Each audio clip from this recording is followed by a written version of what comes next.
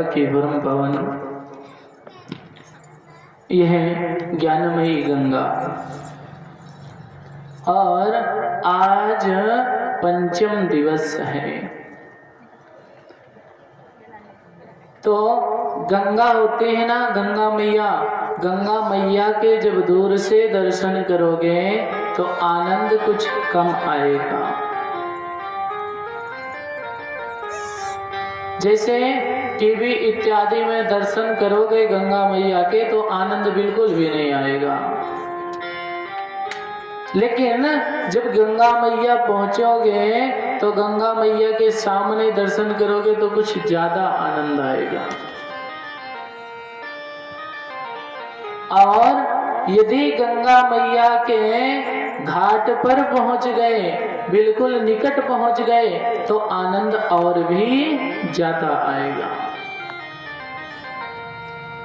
अब गंगा में दो प्रकार के स्नान होते हैं। कुछ लोग जो थोड़ा डरते हैं घाट में ही बैठ के डिब्बा से स्नान कर लेते हैं, और कुछ लोग जो साहसी होते हैं, तैरना जानते हैं, वो गंगा के अंदर स्नान करते हैं। तो बोलो ज्यादा आनंद किसे आएगा, जो घाट पे बैठ के करेगा या जो अंदर जाके? अंदर वाले को। तो जो अंदर करता है, गंगा के अंदर जाके स्नान करता है, ज्यादा आनंद आता है। अभी तक ये ज्ञानमयी गंगा के घाट पे बैठे थे, लेकिन आज है पंचम दिवस। आज समझ लीजिए ठीक बीच गंगा में बैठे हैं, और बड़े सौभाग्यशाली हैं। इस ज्ञानमयी गंगा के ठीक बीच में बैठ करके हम स्नान कर रहे हैं।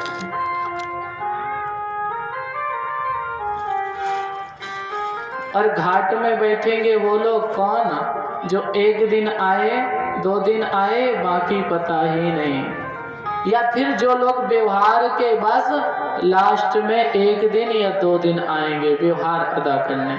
उनको तो ये समझो घाट आए, घाट पे दर्शन किए और लौट गए। पुण्य दोनों को मिलेगा, जो घाट में बैठ के स्नान करता है, जो अंदर जाके स्नान करता है, पुण्य दोनों को मिलेगा। लेकिन आनंद ज्यादा उसी को आएगा जो अंदर जा करके स्नान करेगा गंगा में।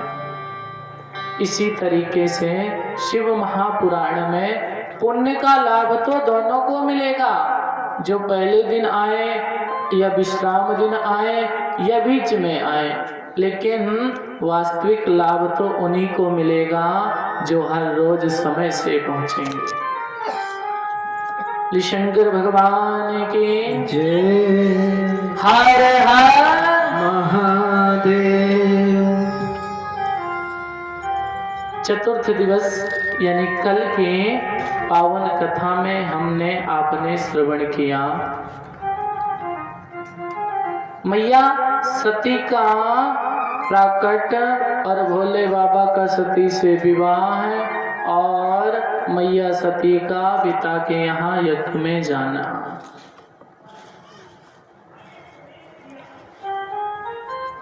पावन कथा में चर्चा आई, मैया सती जी भोले बाबा का ना अपमान सहन नहीं कर सकी, बर्दाश्त नहीं कर सकी, योगाग्नि के द्वारा अपने तन को जला दिया, यज्ञ कुंड में कूद गई, भस्म हो गई। और फिर तो मानो जो उपद्रव खड़ा हुआ, यदि वर्णन किया जाए तो वेद व्यास जी जिन्होंने शिव महापुराण लिखा, तुलसीदास जी महाराज जिन्होंने रामचरितमानस लिखा, और सभी पुराण जो वेद व्यास जी महाराज ने लिखे, सूत जी महाराज जो कथा कह रहे हैं, और ब्रह्मा जी जो कथा कह रहे हैं, नारद जी श्रवण कर रहे हैं, सब कहते हैं कि यदि हम सती चरित्र वर्णन करें और सती का और भोले बाबा का वियोग वर्णन करें तो 2-4 जन्मों तक वर्णन करते रहेंगे, लेकिन पूर्ण तो भी नहीं होगा।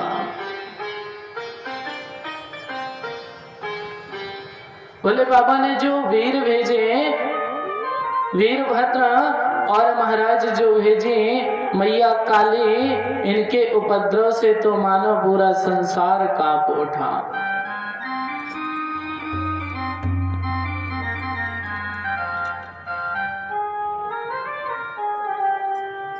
अब सभी देवताओं को मारा, देवताओं से युद्ध हुआ। उधर देवताओं ने एक सेना बनाई, भगवान विष्णु के पास गए, महाराज एक काम करो, भारी विपत्ति आ गई है, भोले बाबा के जो गण है ना, ये पूरे संसार को नष्ट करने में तुले हुए हैं। तो महाराज स्वयं विष्णु भगवान भागे भागे आए और देवताओं को लेकर के आए। तो गणों ने देखा कोई हमारे पास आ रहा है, क्योंकि विष्णु भगवान का जो स्वरूप है चतुर्भुजी है, शंख चक्र गदा पद्म धारण किए रहते हैं। देखा अस्त्र शस्त्र लेकर कोई चतुर्भुजी रूप आ रहा है तो जरूर ये हमसे युद्ध करेगा। और महाराज भोले बाबा के गण है ना, भूत प्रेत पिशाच, इनको सोचने समझने का तो अधिकार है ही नहीं। बस देखा और देख करके ही विष्णु भगवान से तुरंत युद्ध करने लग गए। अरे विष्णु भगवान बोले, मैंने सोचा था जाऊंगा, समझाऊंगा, बैठाऊंगा और ये युद्ध की गति शांत करूंगा, यहाँ तो ऐसा कुछ भी नहीं, आते ही देखा और देख करके बस सीधा युद्ध करने लग गए। अब करें क्या, अपने बचाव में विष्णु भगवान ने भी युद्ध प्रारंभ कर दिया। अब एक तरफ पूरे के पूरे देवता इंद्र जी और वरुण जी और यम जी और जितने जी हैं सबके सब विष्णु भगवान तरफ से, और इधर अकेले भोले बाबा के गण वीरभद्र, महाकाली, क्षेत्रपाल इत्यादि इधर से युद्ध कर रहे हैं। और जितने भी देवता आए, जो भी सामने पड़े, उसकी तो महाराज युद्ध की तो छोड़ो, 10-50 गण पकड़ते हैं और एक देवता को इतना मारते, पकड़ के इतनी पिटाई लगाते कि युद्ध का तो होश ही नहीं रहता, सब भूल जाता। क्योंकि कई लाख गण भोले बाबा के गए थे युद्ध करने, और इनकी ही सेना में एक बहुत विचित्र योद्धा है भोले बाबा की सेना में। बहुत विकराल स्वरूप है, बड़े बड़े नाखून हैं, बड़े बड़े बाल हैं और बड़ा बड़ा शरीर है, काले काले। और ये देवता क्षेत्र की रक्षा करते हैं, तो इनका नाम है क्षेत्रपाल। जब भी पूजा होती है इनकी पीठ बनती है।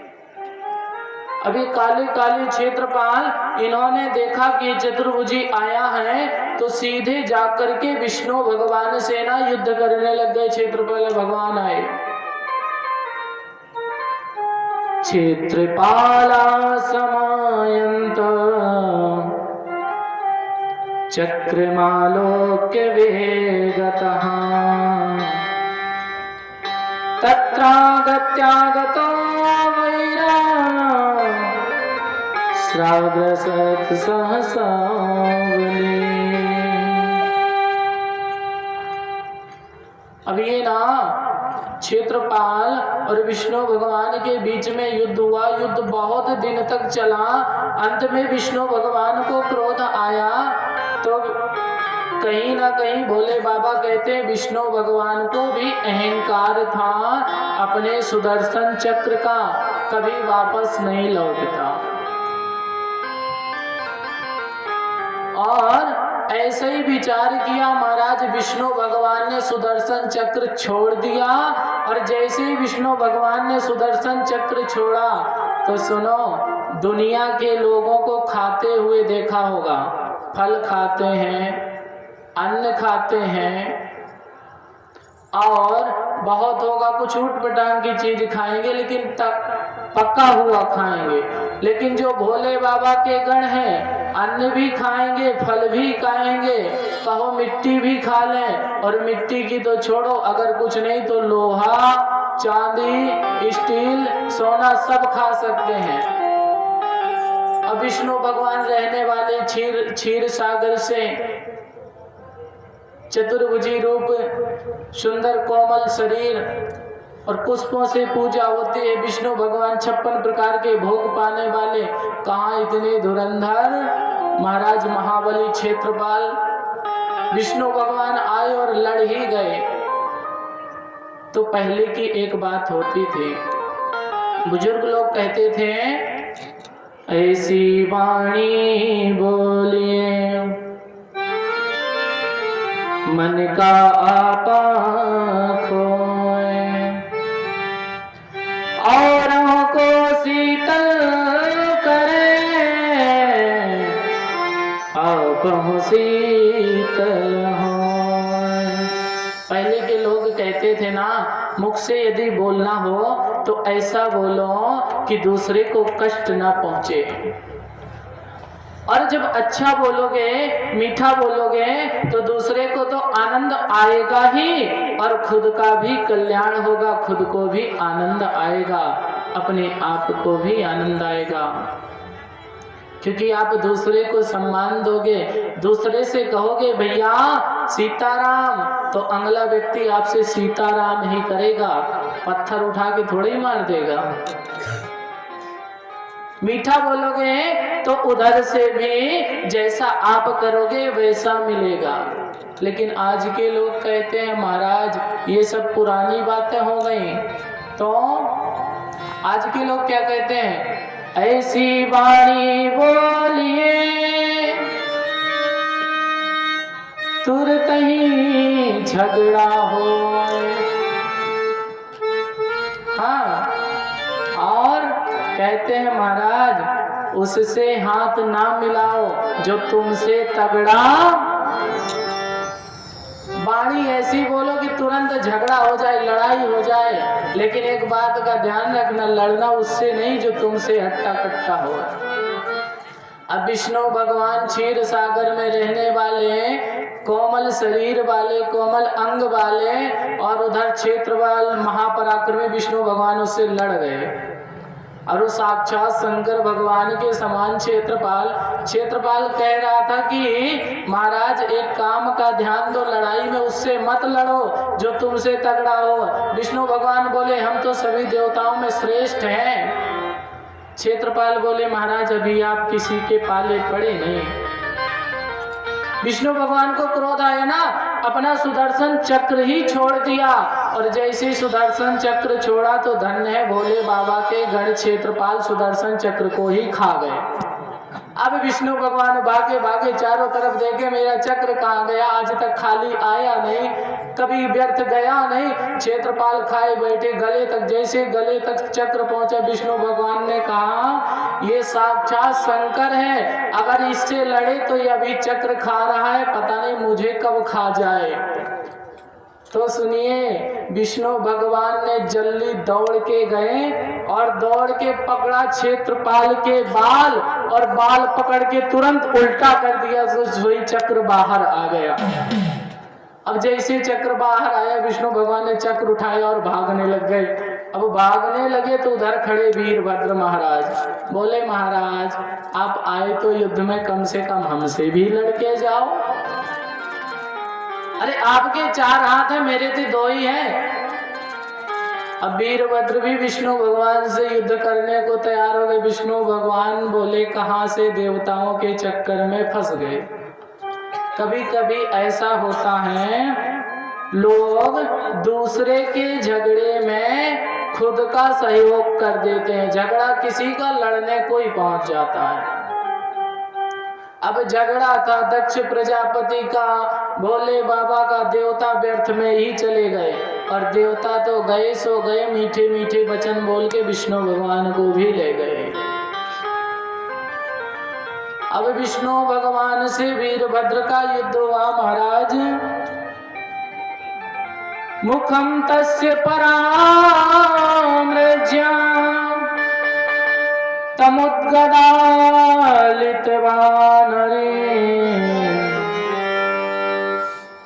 अब विष्णु भगवान और वीरभद्र के बीच में युद्ध चलने लगा। महाराज युद्ध चलते चलते चलते बहुत समय बीत गया, लेकिन देखिए विष्णु भगवान के पास जो चक्र है वो भगवान शिव का ही दिया हुआ है। उन्हीं के त्रिशूल से निकला पशुपात अस्त्र से सुदर्शन चक्र निकला, जो भोले बाबा ने विष्णु भगवान को प्रदान किया। और इधर तो भोले बाबा की शक्ति को लेकर के विष्णु जी युद्ध कर रहे हैं, और उधर वीरभद्र साक्षात भोले बाबा का अंश विष्णु भगवान से युद्ध कर रहे हैं। विष्णु भगवान बोले अभी अभी एक से तो जैसे कैसे पीछा छुड़ा के आया हूं, अब भैया तुम कौन हो? बोले महाराज तुम तो सब जानते हो, खुद ही ध्यान लगा करके देख लो। ध्यान लगाया, देखा कि साक्षात भोले बाबा जो वीरभद्र के रूप में, जो क्षेत्रपाल के रूप में आकर के युद्ध कर रहे हैं। महाराज तुरंत वहां से अंतर ध्यान हो गए। जब झगड़ा बहुत बढ़ने लगे ना, तो कथा कहती है वहां रुको मत, तुरंत 9-2-11 हो जाओ। अब महाराज इधर क्षेत्रपाल का पराक्रम देख के, क्रोध देख के मैया काली जितने देवताओं को पाते सबका रक्त पान करती। क्षेत्रपाल जिसको भी पाते तोड़ते फोड़ते और खाने लगे, क्रोध करने लगे। सब देवता भोले बाबा के पास गए। महाराज इतना उत्पात मचा हुआ है, आपके गण ना इतना विचित्र उत्पात मचाया है कि पता नहीं पृथ्वी बचेगी या कुछ क्षण में समाप्त हो जाएगी। साक्षात भोले बाबा आए, आकर के ना कल आप कथा श्रवण कर चुके हैं। साक्षात भोले बाबा आए, सभी गणों को बुलवाया और सबको वरदान प्रदान किया। क्षेत्रपाल थे ना, क्षेत्रपाल से कहा देखो, क्योंकि क्षेत्रपाल थे कैसे, क्षेत्रपाल का ध्यान आता है यम यम यम यक्ष रूपम 10 दिशि वदनम भूमि कंपायमानम। ऐसे हैं यमराज के भी यमराज हैं, 10 दिशाओं में तो उनका केवल शरीर है, बदन है, और जो मुख है वो तो आकाश के भी ऊपर। और जब वो चलते हैं ना क्षेत्रपाल महाराज, तो भूमि भी कंपायमान हो जाती है, कांपने लगती है। क्षेत्रपाल महाराज को बुला करके भोले बाबा ने वरदान दिया, एक काम करो, क्रोध मत करो, आज से तुम सभी जगह क्षेत्र की रक्षा भी नियुक्त किए जाते हो।